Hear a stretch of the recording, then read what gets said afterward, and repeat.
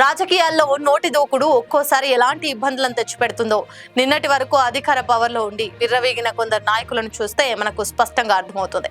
ముఖ్యంగా ఆంధ్రప్రదేశ్ రాజకీయాల్లో ఇప్పుడు ఒకరి పేరు మారుమోగిపోతుంది. ఆయనే వైఎస్ఆర్సీపీ ఫైర్ బ్రాండ్ నాయకుడు దువ్వాడ శ్రీనివాస్.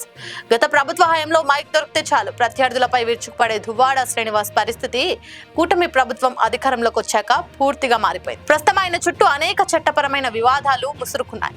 గతంలో ముఖ్యమంత్రి చంద్రబాబు నాయుడు, డిప్యూటీ సీఎం పవన్ కళ్యాణ్ లను ఉద్దేశించి ఆయన చేసిన కొన్ని తీవ్రమైన వ్యాఖ్యలు, అనుచిత కామెంట్లు ఇప్పుడు ఆయన మెడకు గట్టిగా చుట్టుకున్నాయి. తెలుగుదేశం, జనసేన శ్రేణులు ఇచ్చిన ఫిర్యాదులతో పోలీసులు ఆయనపై సీరియస్ సెక్షన్ల కింద కేసులు నమోదు చేయడమే కాకుండా అరెస్ట్ చేయడానికి కూడా లైన్ క్లియర్ చేసుకున్నారు. ఈ క్రమంలోనే దువ్వాడ శ్రీనివాస్ కు తీవ్రమైన అరెస్ట్ భయం పట్టుకుందని విశ్లేషణలు రాజకీయ వర్గాల్లో బలంగా వినిపిస్తున్నాయి. పోలీసులు ఎక్కడ వచ్చి భేడీలు వేస్తారో అన్న భయంతో దువ్వాడ శ్రీనివాస్ ప్రస్తుతం అజ్ఞాతంలోకి వెళ్లినట్లు తెలుస్తోంది. విచారణకు హాజరు కావాలంటూ పోలీసులు నోటీసులు ఇవ్వడానికి సిద్ధమవగా ఆయన మాత్రం అనారోగ్యం నెపంతో తప్పించుకునే ప్రయత్నాలు చేస్తున్నారనే ఆరోపణలు వస్తున్నాయి.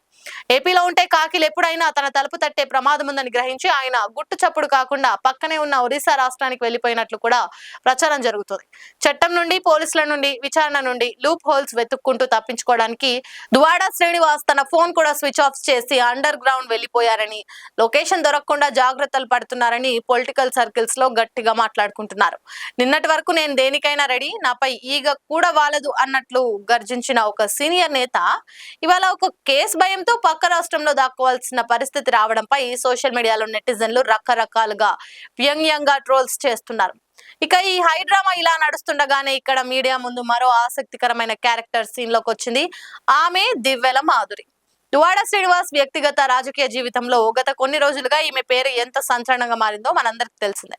ఇప్పుడు దువ్వాడ కనిపించకుండా పోవడంపై మాధురి స్పందిస్తున్న తీరు, మీడియా ముందు ఆమె చేస్తున్న వ్యాఖ్యలు ఈ వ్యవహారంలో సరికొత్త చర్చకు దారితీస్తున్నాయి. ఆయన ఎక్కడికి పారిపోలేదని, కేవలం అనారోగ్యం వల్లే విశ్రాంతి తీసుకుంటున్నారని కొందరు అంటుంటే, మాధురి మాత్రం మీడియా మైక్ల ముందు కూటమి ప్రభుత్వంపై విరుచుకుపడుతుంది. ఇది పూర్తిగా కక్ష సాధింపు చర్య అని, వైఎస్ఆర్సీపీ నేతలను కావాలని టార్గెట్ చేస్తున్నారని ఆమె ఆరోపిస్తుంది. అయితే అసలు ట్విస్ట్ ఏంటంటే, అసలు దువ్వాడ ఎక్కడున్నాడనే విషయం ఆమెకు నిజంగా తెలుసా, లేక పోలీసుల నిఘా నుంచి తప్పించుకోవడానికి ఆమెకు కూడా చెప్పకుండానే దువ్వాడ ఒరిస్సా బార్డర్ దాటేశారా అన్నదే ఇప్పుడు పెద్ద సస్పెన్స్ గా మారింది.